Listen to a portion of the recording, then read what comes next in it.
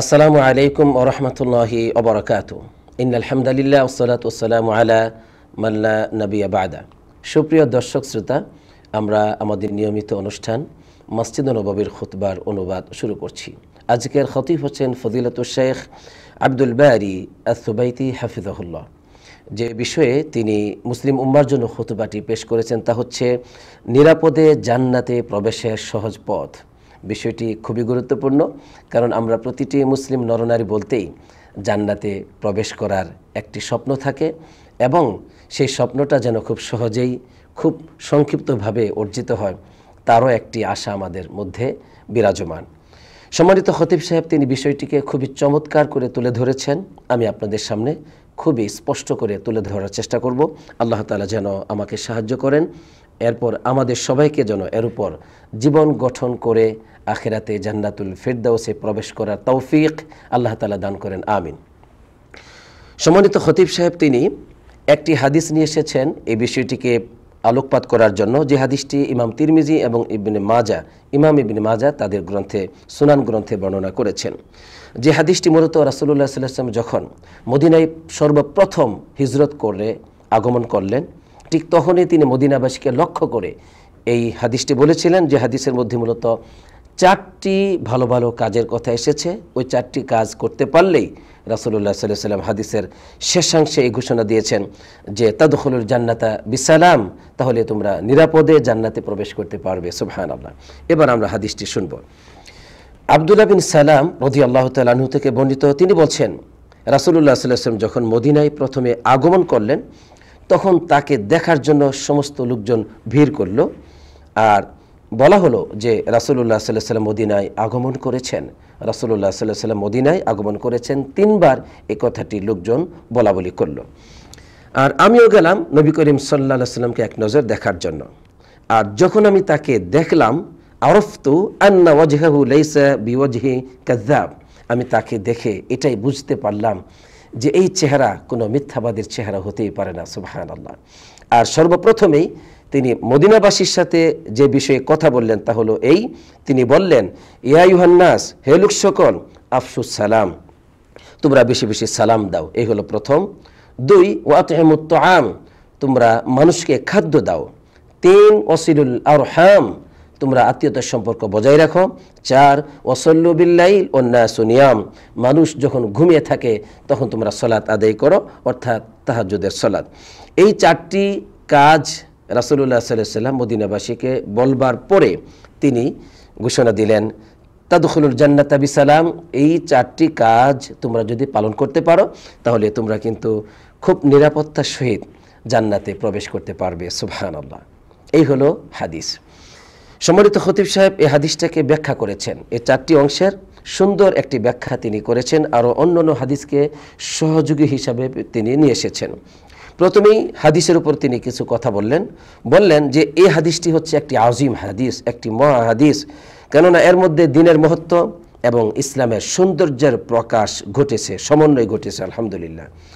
আর রাসূলুল্লাহ সাল্লাল্লাহু আলাইহি ওয়াসাল্লাম এই হাদিসটি এই জন্য বলেছিলেন যে তিনি মদিনায় প্রথমে আগমন করে তিনি চেয়েছিলেন যে ভ্রাতৃত্ববোধ সম্পন্ন এক ঐক্যবদ্ধ সমাজ প্রতিষ্ঠা করতে চেয়েছেন, যেই সমাজে থাকবে মানুষের মাঝে উন্নত চরিত্র, সহানুভূতিশীলতা, উদারতা ও নৈতিকতার ব্যাপক সমাহার। মানুষের মাঝে থাকবে শান্তি, নিরাপত্তা ও দারিদ্র্য বিমোচন প্রবণতা। আর মানুষের মাঝে থাকবে না তা হচ্ছে হিংসা, বিদ্বেষ, শত্রুতা ও সংঘাত। রাসূলুল্লাহ সাল্লাল্লাহু আলাইহি ওয়াসাল্লাম এমন একটি শান্তিপূর্ণ সমাজ প্রতিষ্ঠার লক্ষ্যেই তাদেরকে সর্বপ্রথমেই এই 4টি মূলনীতি বা 4টি কাজ তাদেরকে দিয়েছিলেন। এই 4টি কাজের মধ্যেই দুনিয়া ও আখিরাতের সার্বিক কল্যাণ নিহিত রয়েছে। এরপর সম্মানিত খতিব সাহেব বললেন যে প্রতিটি মুসলিম বা বুদ্ধিদীপ্ত মানুষ বলতেই তারা কিন্তু একটা স্বপ্ন দেখে, তা হচ্ছে জান্নাতে প্রবেশ করার। আর রাসূলুল্লাহ সাল্লাল্লাহু আলাইহি ওয়াসাল্লাম এই হাদিসের মধ্যে জান্নাতে সহজে প্রবেশের এক অনন্য চিত্রকে অঙ্কন করেছেন। সুবহানাল্লাহ। অতএব হাদিসটি খুবই গুরুত্বপূর্ণ। এরপর সম্মানিত খতিব সাহেব তিনি ওই 4টি কাজের ব্যাখ্যা করেছেন। প্রথম যে কাজ আফশুস সালাম, যে তোমরা বেশি বেশি সালাম দাও, এর ব্যাখ্যায় তিনি বলছেন যে রাসূলুল্লাহ সাল্লাল্লাহু আলাইহি সাল্লামের এই সুন্নাহকে পুনর্জীবিত করা উচিত খুব বেশি বেশি করে, এবং উচ্চ স্বরে একজন আরেকজনকে সালাম দেওয়া উচিত। এই যে সালাম, আসসালামু আলাইকুম শব্দটি গঠনের দিক থেকে খুব ছোট হলেও কিন্তু আযীমুল মাহনা অর্থের দিক থেকে ব্যাপক অর্থবহ একটি শব্দ। যেই শব্দটার মধ্যে কি রয়েছে, একজন ব্যক্তি যখন অন্য মুসলিম ভাই বোনদেরকে সালাম দেয়, ঠিক তখন ওই ব্যক্তির মাঝে একটি মেসেজ থাকে। সেটা কি, যে সে বোঝায় যে তার মাঝে অন্যের ব্যাপারে সম্প্রীতি রয়েছে, ভালোবাসা রয়েছে, এই মেসেজ দেয়। এবং অন্য মানুষের ক্ষেত্রে তার কাছে রয়েছে নিরাপত্তা, মানুষের জান মাল সম্মান সম্ভ্রমের পূর্ণ নিরাপত্তা তার কাছে রয়েছে। এই মেসেজটি সে দিয়ে যায় যখন সে মানুষকে বলে আসসালামু আলাইকুম। আর এই সালাম অর্থাৎ রহমত অর্জনের দিক থেকে, রহমত পাওয়ার দিক থেকে অধিক নিকটবর্তী যেই ব্যক্তি, সেই ব্যক্তি প্রথমে সালাম দিবে আল্লাহু আকবার। এর মানে আমি আপনি যদি প্রথমে সালাম দেই তাহলে আল্লাহর প্রিয় গোলাম হতে পারবো, আল্লাহর কাছে আমরা রহমত পাবো অনেক আগে, আলহামদুলিল্লাহ। এমনকি এই সালামের মাধ্যমে আমাদের জীবনে ক্ষমা অর্জিত হবে বলেও হাদিস উল্লেখ রয়েছে। হানি বিন ইয়াজিদ রাদিয়াল্লাহু তাআলা আনহু তিনি বলছেন, আমি রাসূলুল্লাহ সাল্লাল্লাহু আলাইহি ওয়াসাল্লামকে প্রশ্ন করলাম, দুল্লানি আলা আমালিন ইউদখিলুনি আল জান্নাহ, আপনি আমাকে এমন কিছু আমলের কথা বলুন যে আমল করলে পরে আমাকে জান্নাতে যাওয়ার সুযোগ দেওয়া হবে। তখন তিনি বললেন যে ইন্না মিন মুজিবাতিল মাগফিরাতি বাদুলুস সালামি ওয়া হুসনুল কালাম, যে সালাম বিনিময় করা এবং মানুষের সাথে সুন্দর কথা বলা, এটা হচ্ছে আল্লাহ তাআলার ক্ষমাকে আবশ্যক করে। অর্থাৎ সালাম এবং মানুষের সাথে সুন্দর কথা বলার মধ্যেই রয়েছে ক্ষমা। তাহলে দেখুন, আমরা ক্ষমাও পেতে পারি, আল্লাহর কাছে প্রিয় গোলামও হতে পারি, পরিপূর্ণ ঈমানদার বান্দায় পরিণত হতে পারি। এসব কিছুই আমাদের জন্য জান্নাতের পথ এবং অতি সহজ পথ। হে আল্লাহ, আমরা যেন একে অপরকে খুব বেশি করে সালাম দিতে পারি, আমাদের পরিবারে একে অপরকে যেন বেশি করে সালাম দিতে পারি, সমাজের প্রতিটি মানুষকে আমরা যেন সালাম দিতে পারি, সেই তৌফিক তুমি আমাদেরকে দান করো, আমিন।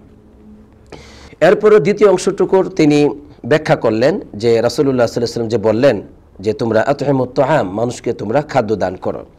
এই খাদ্যদানের বিষয়টি হচ্ছে এমন যে আমি আপনি আল্লাহ রাব্বুল আলামিনের সন্তুষ্টিকে সামনে রেখে মানুষকে আমরা যে দান খয়রাত করব, যে হাদিয়া দিব, যে মেহমানদারি করব, ফকির মিসকিন অসহায় অনাহার ক্লিষ্ট মানুষের পাশে যে দাঁড়াবো, মানুষের প্রয়োজনকে মিটিয়ে দিব, এই সবই হচ্ছে মানুষকে খাদ্য দেওয়ার অন্তর্ভুক্ত। মানে যে কোনোভাবে মানুষের পার্শ্বে যদি আমরা দাঁড়াতে পারি, সহযোগিতা করতে পারি, সবই খাদ্যের অন্তর্ভুক্ত হিসেবেই সম্মানিত খতিব সাহেব উল্লেখ করেছেন। বিশেষ করে যখন দ্রব্যমূল্যের ব্যাপক বৃদ্ধি চলে আসে সমাজে, মানুষ যখন বেশি ক্ষুধার্ত ও অনাহার ক্লিষ্ট থাকে, ওই মুহূর্তে মানুষের পার্শ্বে দাঁড়ানো, তাদের খাদ্যের যোগান দেওয়া, এটা হচ্ছে একটি অন্যতম সুবর্ণ সুযোগ এবং বিশেষ মূল্যায়নের মুহূর্ত ওই সময়ে খাদ্য দেওয়া।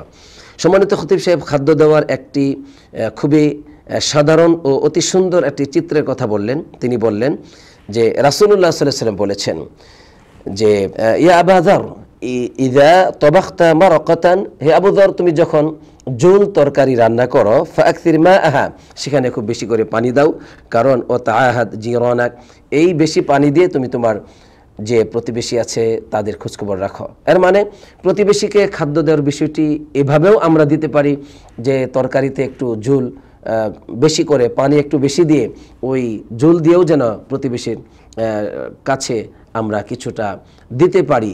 এভাবে করে এই ইসলামের এই মহৎ গুণটির উপর আমরা আমল করতে পারি, সুবহানাল্লাহ। তাহলে দেখুন যে বিষয়টি কিভাবে গুরুত্ব পেয়েছে। এমনকি রাসূলুল্লাহ সাল্লাল্লাহু আলাইহি ওয়াসাল্লাম অতি সামান্য কিছুকে তুচ্ছ জ্ঞান করতে নিষেধ করেছেন, যে আমরা অতি সামান্য কিছু যদি আল্লাহর পথে খরচ করি সেটাও কিন্তু মূল্যায়ন পাবে। তাই রাসূলুল্লাহ সাল্লাল্লাহু আলাইহি ওয়াসাল্লাম বলে দিলেন যে মান ইসতাতাআ মিনকুম আইয়াস্তাতিরা মিনান নার ওয়ালাউ বিশিক্কি তামরাতিন ফালইফআল, তোমাদের কেউ যদি জাহান্নাম থেকে বাঁচার চেষ্টা করতে পারে তাহলে সেজন্য চেষ্টা করে, এভাবে যে খেজুরের পুরো অংশ নয়, পুরো একটি খেজুর নয়, খেজুরের সামান্য অংশও আল্লাহর পথে খরচ করে, দান খয়রাত করে সে যেন জাহান্নাম থেকে বাঁচার চেষ্টা করে, সুবহানাল্লাহ। তাহলে দেখুন অতি সামান্য আমলও আমাদেরকে জান্নাতের পথে সহায়ক হতে পারে, আলহামদুলিল্লাহ। এমনকি এই সামান্য কাজ সামান্য সদকা আল্লাহর কাছে বহুগুণে বৃদ্ধি হবে। এই মর্মে রাসূলুল্লাহ সাল্লাল্লাহু আলাইহি সাল্লাম এক উপমা দিয়েছেন যে তোমরা যদি একটু একটা খেজুরও যদি খরচ করো আল্লাহর পথে, আল্লাহ তাআলার হাতে, রহমানের হাতে সেটা বৃদ্ধি পায়, সেটা একটা সময় পাহাড়ের চাইতে বড় আকার ধারণ হয়। সেটা কিভাবে জানো? সেটা হচ্ছে ওই যে তোমাদের উটের যে বাচ্চা আছে, ঘোড়ার যে বাচ্চা আছে, এগুলো ছোট থাকে, এগুলো আস্তে আস্তে যেমন বড় হয়ে যায় একটি বিশাল ঘোড়ায়, একটি বিশাল উটে যেমন পরিণত হয় ছোট্ট একটি বাচ্চা, ঠিক অনুরূপভাবে ওই যে সামান্য খেজুর অথবা একটি খেজুর তোমরা যে আল্লাহর পথে খরচ করো, সেটা আল্লাহর কাছে রহমানের হাতে সেটা লালিত পালিত হতে থাকে, এভাবে বিশাল পাহাড়ের চাইতেও আরো বড় হয়ে যায়। সুবহানাল্লাহ। অতএব আমরা যে কোনো কিছুর মাধ্যমে হলেও আমরা যেন মানুষকে খাদ্য দেই। আল্লাহ তাআলা আমাদেরকে সেই তৌফিক দান করুক, আমিন। এই হলো দ্বিতীয় নম্বর অংশের ব্যাখ্যা। তৃতীয় নম্বর যে অংশটি, যে ওসিলুল আরহাম, তোমরা আত্মীয়তার সম্পর্ক বজায় রাখো।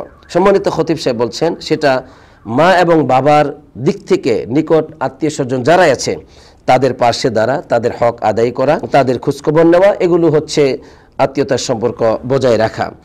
আর আত্মীয়তার সম্পর্ক এতটুকু গুরুত্ব পেয়েছে ইসলামে, সমাজে যে এতিম এবং ফকিরগণ আছেন, এতিম এবং ফকির শ্রেণী মানুষের অনেক অগ্রাধিকার পাচ্ছে নিকট আত্মীয় স্বজনদেরকে সাহায্য করা। এই মর্মে কোরআনুল কারিমে এসেছে, আল্লাহ রাব্বুল আলামিন বলছেন, কুল মা আনফাকতুম মিন খায়রিন ফালিল ওয়ালিদাইনি ওয়াল আকরাবিন ওয়াল ইয়াতামা ওয়াল মাসাকিন। হে রাসূল সাল্লাল্লাহু আলাইহি সাল্লাম, তুমি তোমার উম্মতকে বলে দাও যে তোমরা কল্যাণ করে যা কিছু খরচ করো তা তো তোমাদের পিতামাতার জন্য এবং তোমাদের নিকট আত্মীয় স্বজনদের জন্য। এই দুই শ্রেণী বলার পরে পিতামাতা এবং আত্মীয় স্বজন, এরপরে আল্লাহ তাআলা বলছেন তোমাদের খরচ করবে কাদের জন্য? ওয়াল ইয়াতামা ওয়াল মাসাকিন, সমাজের এতিম এবং মিসকিনদের জন্য। তাহলে দেখুন, এতিম এবং মিসকিনগণ প্রথমেই তারা অগ্রাধিকার পাবে না, প্রথমেই মা বাপ পাবে, এরপরে আমাদের যারা আত্মীয় স্বজন রক্তের সম্পর্কে মা এবং ভাইয়ের দিক থেকে তারা আমাদের দান করা সদকা পাবে। কেননা রাসূলুল্লাহ সাল্লাল্লাহু আলাইহি ওয়াসাল্লাম বলেছেন, কেউ যদি সদকা করে আর সেটা যদি মিসকিনদের উপর করে তাহলে সেটা একটি সদকা, আর যদি সেটা আত্মীয়তার সম্পর্কের কোনো মিসকিনদের উপর বা কোনো ব্যক্তিকে করা হয় তাহলে সেটা দুটো সদকার সওয়াব হবে। একটি হলো সাধারণ সদকার সওয়াব হবে, আর অপরটি হচ্ছে ওসিলাতুন, আত্মীয়তার সম্পর্ক বজায় রাখার সওয়াব পেয়ে যাবে। হাদিসটি নাসাইতে এসেছে, নাসিরউদ্দিন আলবানী হাদিসটিকে সহিহ বলেছেন। তাহলে আমরা জানলাম যে আত্মীয়তার সম্পর্ক বজায় রাখার বিষয়টি আমাদের ইসলামে খুবই গুরুত্ব পেয়েছে। এবার 4 নম্বর অংশের ব্যাখ্যা, সেটা হচ্ছে ওয়াসাল্লু বিল্লাইল ওয়ান্নাসু নিয়াম, মানুষ যখন ঘুমিয়ে থাকে তখন তোমরা সালাত আদায় করো। এই আমলটি খুবই গুরুত্বপূর্ণ, কেননা এটা হচ্ছে এমন একটি আমল, রাসূলুল্লাহ সাল্লাল্লাহু আলাইহি ওয়াসাল্লাম তিনি প্রথমে সালামের কথা বললেন, এরপরে তাদেরকে আত্মীয়তার সম্পর্ক বজায় রাখার কথা বললেন। এই সমস্ত কথাগুলো বলার পরে, মানুষকে খাদ্য দেওয়ার কথা বলার পরে মদিনাবাসীকে 4র্থ নম্বরে তিনি বলছেন যে তোমরা সালাত আদায় করো। কেন এটা 4 নম্বরে বলা হলো? এই কথাটি হাদিসের মধ্যে এসেছে। আবু হুরায়রা রাদিয়াল্লাহু তাআলা আনহু বলছেন, যা রাজুলুন ইলা নবী সাল্লাল্লাহু আলাইহি ওয়াসাল্লাম, নবী করিম সাল্লাল্লাহু আলাইহি ওয়াসাল্লামের কাছে একজন ব্যক্তি এসে বলল, ইন্না ফুলানান ইউসাল্লি বিল লাইল, অমুক ব্যক্তি রাত্রিকালীন সময়ে সালাত আদায় করে, মানে তাহাজ্জুদ নামাজ আদায় করে, ফাইদা আসবাহা সারাকা, কিন্তু যখন সকাল হয় তখন সে তো চুরি করে।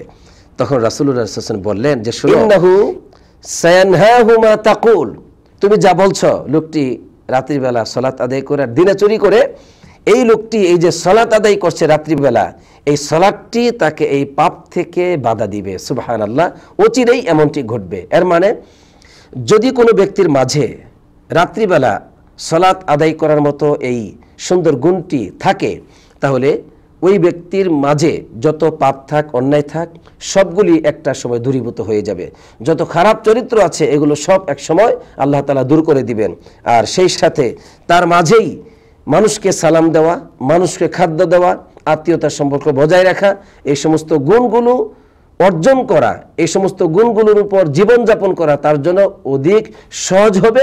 যে ব্যক্তি রাত্রিবেলা নীরবে নিস্তব্ধে মানুষ যখন ঘুমের ঘরে, ঠিক ওই সময় সে আল্লাহর সামনে দাঁড়িয়ে সালাত আদায় করতে পারবে, সেই এভাবে ভাগ্যবান হতে পারে। আর অতএব এই 4টি কাজ বলার পরে রাসূলুল্লাহ সাল্লাল্লাহু আলাইহি ওয়াসাল্লাম হাদিসের শেষাংশে যেই ঘোষণাটি দিয়েছেন তা হলো তাদখুলুল জান্নাতা বিসালাম, তোমরা জান্নাতে নিরাপদে প্রবেশ করতে পারবে। সুবহানাল্লাহ। সম্মানিত খতিব সাহেব তিনি বলছেন যে একজন ব্যক্তি যখন এই দুনিয়ার জীবনে এই 4টি কাজ করে সে ভালো মানুষে পরিণত হয়, সে যখন মুহসিনিন হয়, আর আখিরাতেও আল্লাহ তাআলা তার উপর ইহসান করে থাকেন। এই মর্মে আল্লাহ রাব্বুল আলামিন বলেছেন লিল্লাযীনা আহসানু ফি হাযিহিদ দুনিয়া হাসানা, যে ব্যক্তি এই দুনিয়ার জীবনে ইহসান করবে, মানে মানুষের প্রতি ইহসান করবে এবং এই সমস্ত ভালো ভালো কাজগুলো করবে, হাসানা, তার জন্য এই দুনিয়ার জীবনে রয়েছে হাসানা, উত্তম কিছু, ওয়ালা দারুল আখিরাতি খায়র, এবং আখিরাতের জীবনে তার জন্য আরো কল্যাণ রয়েছে। তাহলে দেখুন, দুনিয়াতে যদি আমি আপনি ভালো আমল করতে পারি, মানুষের প্রতি ইহসান করতে পারি, আখিরাতে আল্লাহ তাআলা আমাদের উপর ইহসান করবেন, জান্নাতুল ফেরদাউস দিয়ে আমাদের উপর ইহসান করবেন। সুবহানাল্লাহ। এমনকি ফেরেশতাগণ এই জান্নাতি মানুষ যখন জান্নাতে প্রবেশ করবে তখন তাদেরকে বলবে ইয়াকুলুনা সালামুন আলাইকুম, যে তোমাদের উপর শান্তি বর্ষিত হোক, উদখুলুল জান্নাতা বিমা কুনতুম তা'মালুন, তাদেরকে এই কথাও বলবে যে তোমরা এই যে জান্নাতে প্রবেশ করছো এটা তো তোমাদের যে আমল ছিল দুনিয়ার জীবনে, এই কর্মের কারণেই তোমরা জান্নাতে প্রবেশ করছো। তাহলে আপনি যদি মানুষকে সালাম দেন এই দুনিয়ার জীবনে, তাদের জন্য শান্তি কামনা করেন, আখিরাতে ফেরেশতাগণ আমাকে আপনাকে সালাম দিবে। সুবহানাল্লাহ। অতএব সমস্ত গুণগুলো অর্জন করার ক্ষেত্রে আমাদেরকে ধৈর্যশীল হতে হবে। সম্মানিত খতিব সাহেব এটাই প্রথম খুতবার শেষে বললেন যে তোমরা সালামুন আলাইকুম বিমা সাবারতুম, আল্লাহ তাআলা বলেছেন তোমাদের উপর শান্তি বর্ষিত হোক, আর যেহেতু তোমরা সবুর করেছো, তাহলে জান্নাতে তারাই যেতে পারবে যারা দুনিয়ার জীবনে সবুর করবে। কেননা মানুষের প্রতি ইহসান করা, মানুষের সাথে সম্পর্ক ঠিক রাখা, আত্মীয়তার সম্পর্ক বজায় রাখা, এগুলো বর্তমান সমাজে কখনো সম্ভব নয় যদি আমি আপনি ধৈর্যশীল না হই। কেননা পৃথিবীর যে কোনো জায়গায় আমরা যাব, সেখানে কষ্ট পাবো, নিজেদের মানুষদের থেকে, আপনজনদের থেকে, সবচেয়ে প্রিয় মানুষ থেকে আমরা কষ্ট পাবো, এটাই স্বাভাবিক। কিন্তু ওই সবুর যদি আমাদের মাঝে থাকে, তাহলে আমরা এই সমস্ত হাদিসগুলোর উপর আমল করতে পারবো, আমরা তাদের প্রতি ইহসান করতে পারবো, যা আমাদেরকে জান্নাতে পৌঁছার ক্ষেত্রে সহায়ক হবে। এখানে প্রথম খুতবাটি শেষ করেছেন। আল্লাহ তাআলা আমাদেরকে সাহায্য করুক, আমিন। আর দ্বিতীয় খুতবায় সম্মানিত খতিব সাহেব একটি হাদিস উল্লেখ করেছেন, যে এই হাদিসটা হচ্ছে এরকম যে রাসূলুল্লাহ সাল্লাল্লাহু আলাইহি ওয়াসাল্লাম বলছেন জান্নাতের মধ্যে একটি ঘর আছে, যেই ঘরের বাহির থেকে ভিতরে কি আছে দেখা যায়, ভিতর থেকে বাহিরে কি আছে দেখা যায়। তখন একজন বেদুইন গ্রাম্য ব্যক্তি জিজ্ঞেস করলো, ইয়া রাসূলুল্লাহ, ওই ঘরটি কার জন্য হবে? রাসূলুল্লাহ সাল্লাল্লাহু আলাইহি ওয়াসাল্লাম তখন বললেন, মান আতাবাল কালাম, যে ব্যক্তি সুন্দর কথা বলবে মানুষের সাথে, 2 ওয়া আতআমা তাআম, মানুষকে খাদ্য দিবে, 3 ওয়া আদামা সিয়াম, এবং সবসময় সিয়াম পালন করবে, 4 হচ্ছে ওয়াসাল্লা বিল্লাইল ওয়া নাসু নিয়াম, মানুষ যখন ঘুমিয়ে থাকে তখন সালাত আদায় করবে। মানে ওই প্রথম হাদিসেরই একটি সহায়ক হাদিস আরো স্পষ্ট করার জন্য তিনি এই কথাটি বলেছেন। অতএব এখানেই প্রথম খুতবাটি শেষ হলো। তো আরেকটি পয়েন্ট ছুটে গেছে এই খুতবা থেকে, সেটা হচ্ছে যে সম্মানিত খতিব সাহেব বলছেন এই যে রাসূলুল্লাহ সাল্লাল্লাহু আলাইহি ওয়াসাল্লাম বললেন যে তোমরা জান্নাতে নিরাপত্তার সহিত প্রবেশ করবে, এর অর্থ হচ্ছে ওই ব্যক্তিটি কোনো আযাব, কোনো শাস্তি পাবে না। কেননা যে ব্যক্তি শাস্তি এবং আযাব পাওয়ার পরে জান্নাতে প্রবেশ করবে সে তো ভয়ভীতির মধ্যে ছিল, সে তো পূর্ণ নিরাপত্তা পায়নি। বরং যে ব্যক্তি এই সমস্ত হাদিসগুলোর উপর, এই আমলগুলোর উপর আমল করবে, সে ব্যক্তি নিরাপত্তার সহিত জান্নাতে যাবে। এর মানে তার উপর কোনো আযাব, কোনো শাস্তি দেওয়া হবে না, নিরাপত্তার সহিত জান্নাতে প্রবেশ করবে। এটাই নবী করিম সাল্লাল্লাহু আলাইহি ওয়াসাল্লাম বলেছেন। অতএব আসুন আমরা যেন এই 4টি কাজ আমাদের জীবনে প্রতিটি মুহূর্তে বাস্তবায়ন করতে পারি, ব্যক্তি জীবনে, পারিবারিক জীবনে, তাহলেই আমরা কিন্তু জান্নাতে নিরাপত্তার সহিত খুব সহজেই প্রবেশ করতে পারবো। আল্লাহ তাআলা আমাদের সবাইকে এর উপর জীবন গঠন করার তৌফিক। আসসালাতু ওয়াসসালামু আলা নবিয়িনা মুহাম্মদ ওয়া আলা আলিহি ওয়া সাহবিহি আজমাইন।